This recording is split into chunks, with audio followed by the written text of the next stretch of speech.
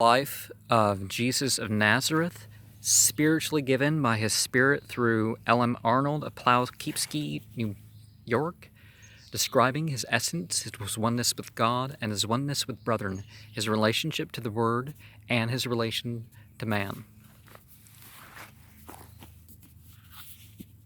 March 1853 is when this claim originated. Appendix 2, the voice of God. I have made a mistake in thus dividing my appendix, you will think, but I want to try you and my medium. I shall have calls on him requiring greater faith, on you more difficult to receive, till you come to hear for yourself the divine in-speaking voice, which is superior to the law written on the heart, because the law tends to condemnation, but grace and truth come by the voice. This was true in the external, and is also true in the internal, of which the external was the type. Be then of good cheer, for you may overcome the world, if you will be on the side of him who overcometh.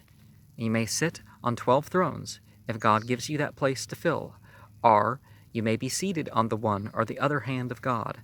But be ye ready to obey his call, it will be heard sooner or later, and prepare for justice and mercy, by listening for him to show you all things that ever you did as you commune with him in silence. But in a manifest relationship to him, he comes according to all expectations, but yet not as all or any expected. He comes in an infinite variety of ways to man, because his manifestations an infinite in variety. Though he is ever the same to men, he appears to give a different view or mode of speech each time they see him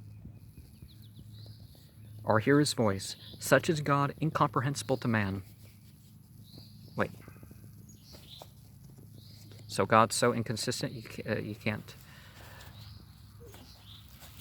You just have no clue how it's going to relate to the past. I don't know. Such is God. Well, I mean, that's what it's making it sound like to me, anyways. Such is God above man's comprehension.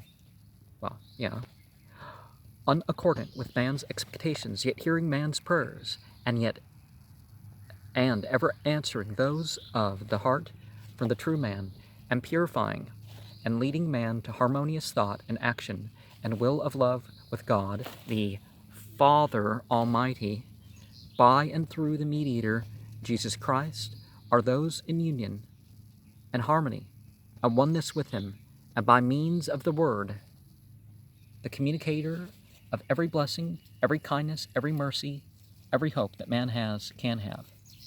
Well, if one has to have this direct of a connection, what's the purpose of Jesus Christ being a mediator?